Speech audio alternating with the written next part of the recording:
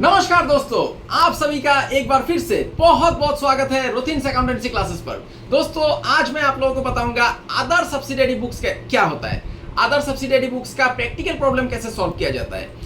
ये chapter class 11 के students के लिए हर एक बोर्ड का, सीबीएसई हो, आईसीएसई हो या चाहे कोई भी स्टेट बोर्ड हो, हर एक बोर्ड में ये चैप्टर है और बहुत ही जरूरी है।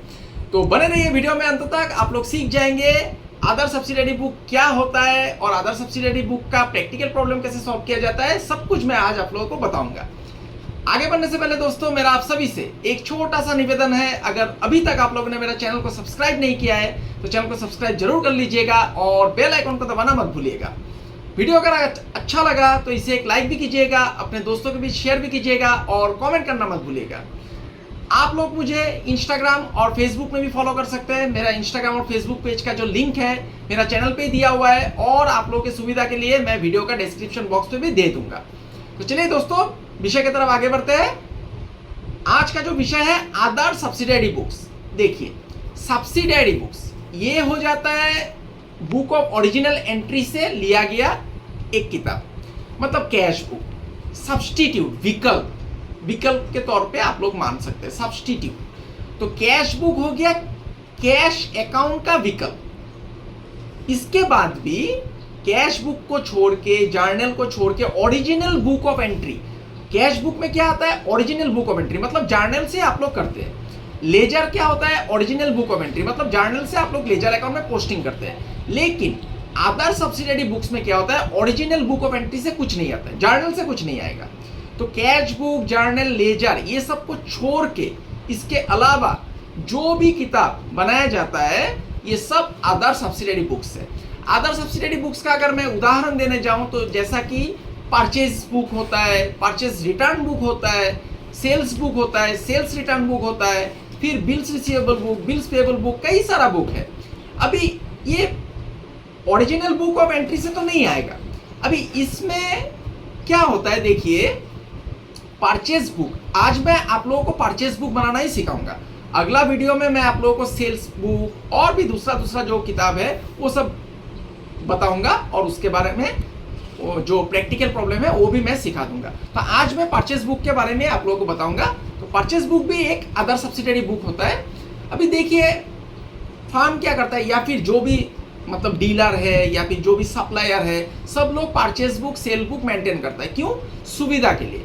सुविधा क्या होता है? देखिए, कोई अगर खरीदारी कर रहा है, परचेस कर रहा है, तो बार बार परचेस अकाउंट में लिखने से बेहतर है एक परचेस रजिस्टर बना लेना। परचेस बुक को purchase day book, purchase journal, purchase register भी बोला जाता है। इसमें क्या होता है, प्रोसेस क्या है? देखिए, मान लीजिए एक गाड़ी का डीलर है, ठीक है, तो गाड़ी तो वो डीलर है, वो मैन्युफैक्चरर नहीं है।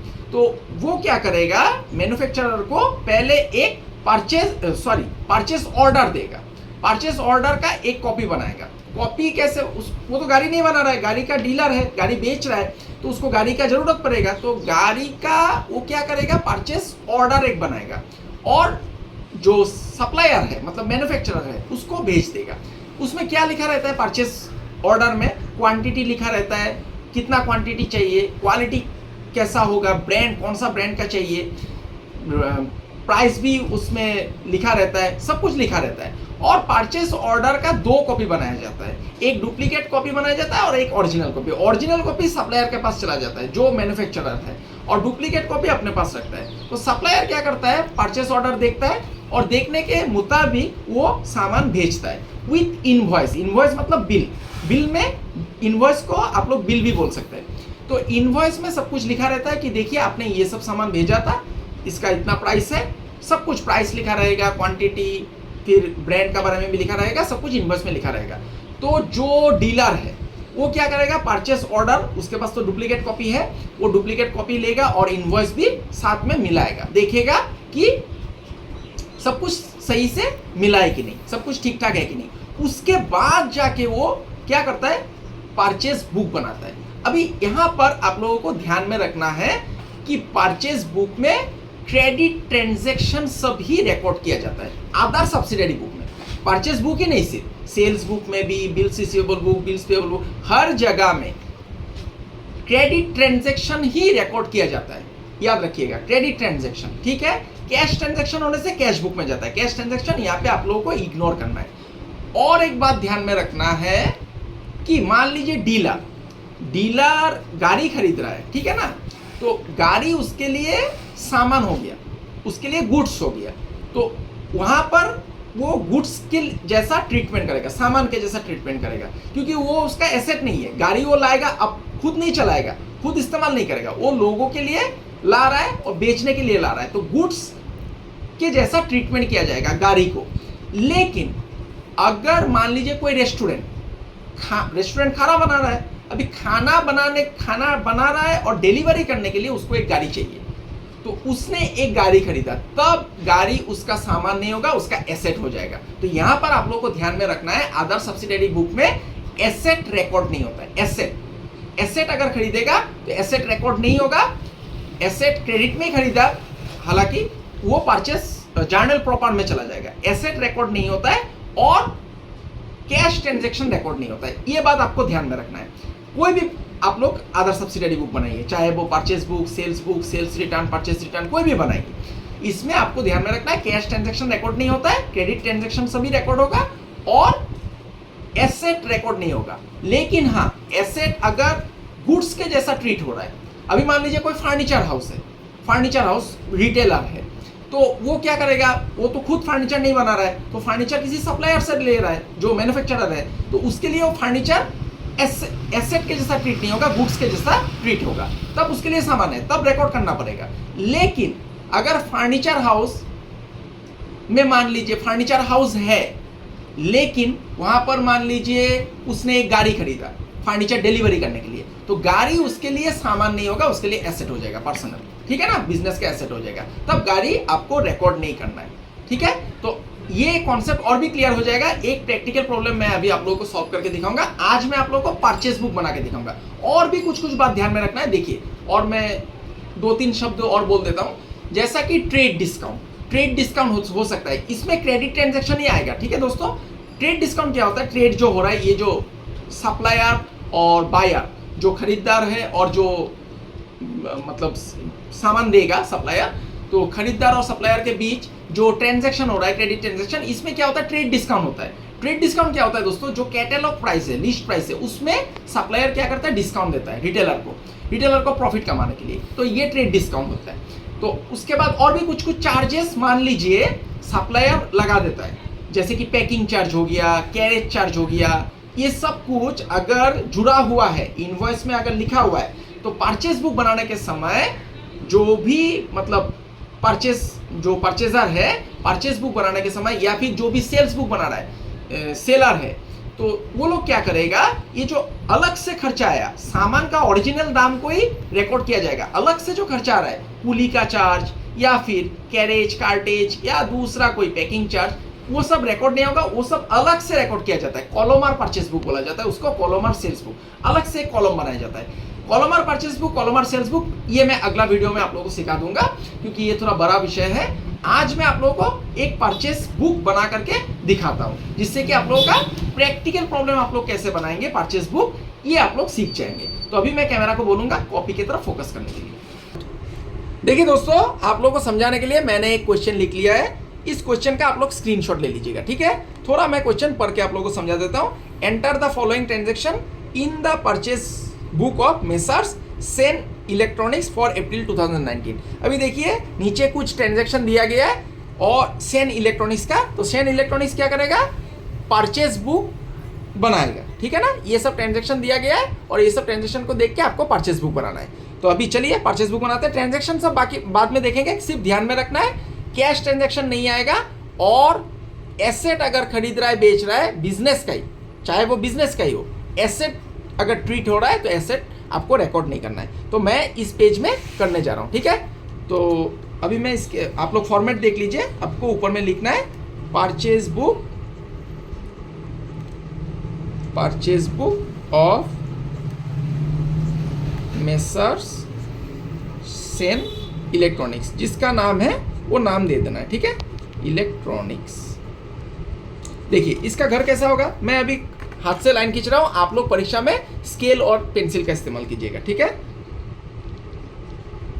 ये परचेज बुक, सेल्स बुक दोस्तों, इसको परचेज डे बुक भी बोला जाता है, इनवॉइस बुक भी बोला जाता है, फिर डे बुक भी बोला जाता है, परचेज रजिस्टर भी बोला जाता है, या फिर सेल्स रजिस्टर भी बोला जाता है। तो कई नाम है और ये बहुत ही सुविधाजनक है, बार बार अकाउंट मेंटेन नहीं करना पड़ता है, परचेस किया परचेस रजिस्टर से देख के सब कुछ हो जाता है, ठीक है ना। तो ध्यान दीजिए, यहाँ पर थोड़ा लाइन इधर उधर हो सकता है क्योंकि मैं हाथ से लाइन खींच रहा हूं। ये हो जाएगा इनवॉइस नंबर, पहला कॉलम, ठीक है। उसके बाद आ जाएगा LF, छोटा करके दीजिएगा, उसके बाद डिटेल्स और फिर अमाउंट, ठीक है। ये है फॉर्मेट पूरा। मैं यहाँ पर थोड़ा कलम का ये लगा देता हूँ, नहीं तो पेज उड़ रहा है, ठीक है ना। ये देखिए अभी दिखाई दे रहा है दोस्तों, ये सैन इलेक्ट्रॉनिक्स है, ठीक है। तो देखिए पहले आपको लिखना है डेट, उसके बाद पार्टिकुलर्स, थोड़ा जर्नल के जैसा ही है फॉर्मेट, लेकिन एक कॉलम एक्स्ट्रा आ गया, ये हो गया इनवॉइस नंबर, ठीक है, इनवॉइस नंबर। उसके बाद L.F. दे दीजिएगा, मतलब लेजर फोलियो, फिर डिटेल्स रुपीस, अमाउंट सिंबल दे दीजिए, हो जाएगा डिटेल्स रुपीस, फिर अमाउंट रुपीस। ये इनर कॉलम है डिटेल्स और अमाउंट आउटर कॉलम है, ठीक है। तो देखिए दोस्तों, अभी मैं क्वेश्चन देखूंगा एक बार। देखिए पहला क्या है, आपको ध्यान में रखना है कि क्रेडिट ट्रांजैक्शन सब होगा और एसेट अगर खरीद रहा है बेच रहा है तो नहीं आएगा, ठीक है। तो पहला देखिए क्या है, 2019 अप्रैल 15, purchased on credit from messrs GB electronics. Purchased on credit, credit में खरीदा, बाकी में, चलिए ठीक है। अभी ये जो दुकान है सैन इलेक्ट्रॉनिक्स, ये इलेक्ट्रॉनिक सामान ही खरीदेगा, इलेक्ट्रॉनिक सामान खरीद रहा है तब भी आपको रिकॉर्ड करना है। वो अगर गाड़ी खरीद लेगा किसी से तो वो एसेट ट्रीट हो जाएगा, ठीक है ना, वो नहीं आएगा। तो देखिए क्या खरीद रहा है, इलेक्ट्रॉनिक सामान खरीद रहा है तो हम लोग रिकॉर्ड करेंगे, क्रेडिट में होना होगा, ठीक है। देखिए 5 LCD TV सेट, इलेक्ट्रॉनिक सामान है, LCD TV 32 इंचेस @72,000 ईच, मतलब एक LCD TV का दाम है 72,000, 5 LCD TV खरीद रहा है।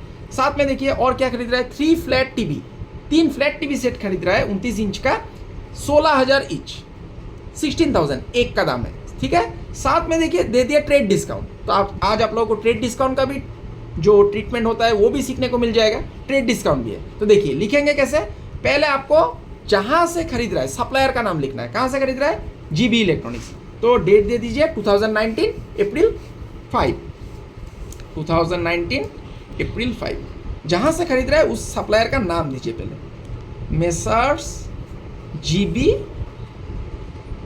Electronics limited, electronics limited. अभी क्या खरीदा उसको लिखना है, देखिए 5 LCD TV, इसको लिखिए 5 LCD TV, LCD TV sets 32 inches, ऐसे लिख दीजिए, इंचेस ₹72,000 ईच, हो गया। अभी देखिए और क्या खरीदा, 3 फ्लैट TV, तो इसको भी लिख दीजिए, 3 फ्लैट TV सेट्स, ये 29 इंच का है, इंचेस ₹16,000 ईच, हो गया।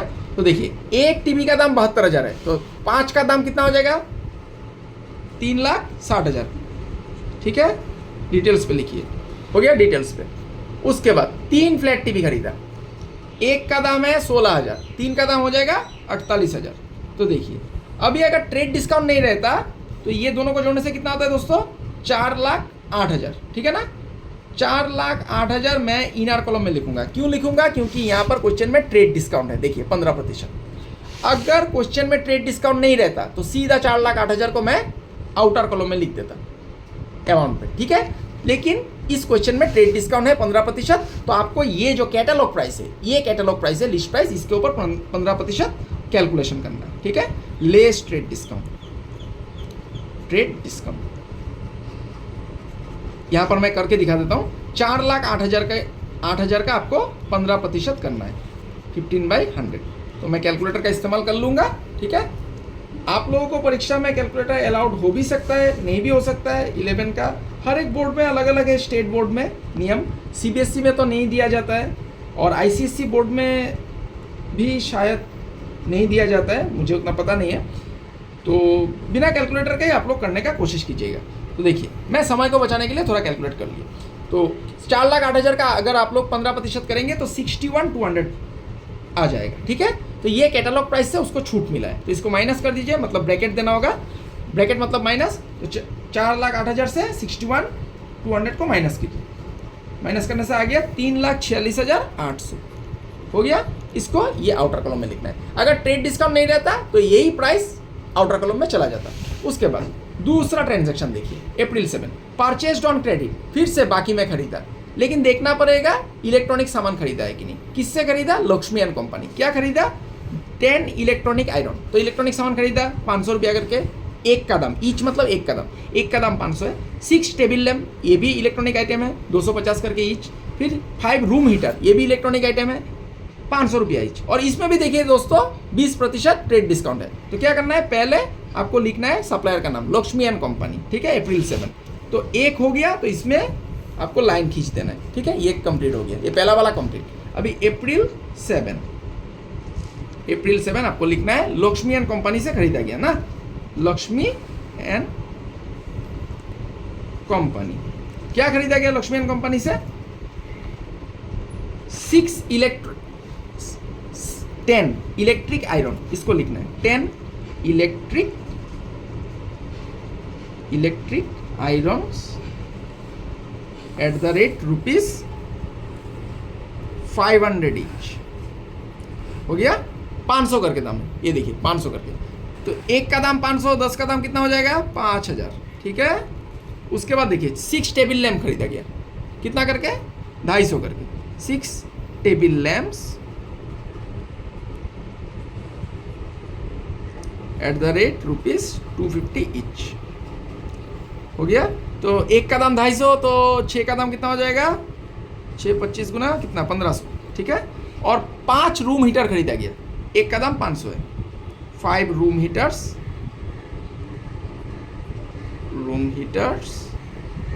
At the rate ₹500 each. तो एक का दाम 500 है, 5 का दाम कितना हो जाएगा? 2500 हो गया। अभी देखिए इसमें भी ट्रेड डिस्काउंट है 20%, ठीक है ना। तो इनर कॉलम में लिखना है आपको। तो ये कितना हो जाएगा दोस्तों? 5 और 6,500 और 500 7,000, 2,000 9,000। अगर ट्रेड डिस्काउंट नहीं होता तो ये 9,000 हम लोग बाहर में लिख देते। अभी ट्रेड डिस्काउंट है तो अंदर में लिखना पड़ेगा, माइनस करना पड़ेगा, ठीक है ना। ट्रेड डिस्काउंट आपको करना है कितना? ये 9,000 के ऊपर कितना दिया हुआ है देखिए 20%, ठीक है ना। 20%, 9,000 का 20% कितना हो जाएगा दोस्तों? 1,800। इसको माइनस कर दीजिए और बाहर में लिख दीजिए 7,200 हो गया। अभी तीसरा ट्रांजेक्शन देखिए, परचेस्ड फॉर कैश लिखा हुआ है देखिए। तो कैश ट्रांजेक्शन आपको इग्नोर करना है, कुछ मत पढ़िए, वो चाहे इलेक्ट्रॉनिक सामान ही खरीदे, कुछ भी खरीदे, परचेज फॉर कैश लिखा हुआ है, कैश ट्रांजेक्शन आपको इग्नोर करना है, ठीक है, ये नहीं आएगा। उसके बाद देखिए April 30, purchased on credit from Roy furniture से खरीदा क्या? 2 ऑफिस टेबल और 4 ऑफिस चेयर। अभी देखिए दोस्तों, ये इलेक्ट्रॉनिक सामान का दुकान है, सेन इलेक्ट्रॉनिक्स, ठीक है ना। सेन इलेक्ट्रॉनिक्स इलेक्ट्रॉनिक सामान बेचता है। तो इलेक्ट्रॉनिक सामान अगर खरीदेगा तो वो उसके लिए गुड्स के जैसा ट्रीटमेंट होगा, और अगर दूसरा कोई सामान खरीदेगा तो वो एसेट के जैसा ट्रीट करना पड़ेगा। अभी देखिए ऑफिस के लिए टेबल खरीदा, ऑफिस के लिए चेयर खरीदा, तो ये तो उसका ऑफिस के लिए या फिर उसका बिजनेस के लिए एसेट हो जाएगा। तो ये भी यहाँ पर इंक्लूड नहीं होगा, इसको भी आपको इग्नोर करना है, क्योंकि उसने फर्नीचर खरीदा, फर्नीचर एसेट होता है, ये जर्नल प्रॉपर में चला जाएगा, ठीक है। तो ये दोनों ट्रांजेक्शन नहीं आएगा, क्योंकि पहला वाला कैश ट्रांजेक्शन है और दूसरा वाला उसने एसेट खरीद लिया, बिजनेस के लिए उसने एसेट खरीदा, क्योंकि टेबल और चेयर वो बेचने नहीं जाएगा, टेबल वो सिर्फ इलेक्ट्रॉनिक सामान बेचेगा, ठीक है ना। तो टेबल चेयर उसके लिए एसेट हो जाएगा, इसको छोड़ देना है। तो देखिए 2 ही ट्रांजेक्शन आया, लास्ट में अंत में क्या करना है, ये देखिए एक लाइन खींच दीजिए और ये जो बाहर में जो आउटर कॉलम में आया दोनों को जोड़ दीजिए। ये 347 और 3,54,000 इसमें लिख दीजिए ग्रैंड टोटल, बस खत्म। ये लाइन खींच दीजिए और ग्रैंड टोटल लिख दीजिए। देखिए कितना आसानी से बन गया, कितना आसान है परचेस बुक बनाना। ऐसा ही सेल्स बुक भी है। तो देखिए इसका आप लोग स्क्रीनशॉट ले लीजिए, पूरा का स्क्रीनशॉट ले लीजिए।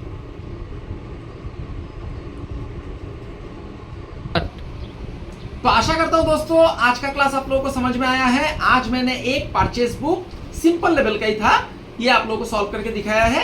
अगला वीडियो में मैं आप लोगों को कॉलोमार परचेस बुक, जिसमें कि अलग अलग खर्चा भी दिखाया जाता है, कॉलोमार परचेस बुक करके दिखाऊंगा। तो तब तक के लिए बने रहिए मेरे साथ। मैं ईश्वर से प्रार्थना करता हूं आप सभी स्वस्थ रहे, सुरक्षित रहे और खुश रहे। आज के लिए इतने ही दोस्तों, बहुत बहुत धन्यवाद।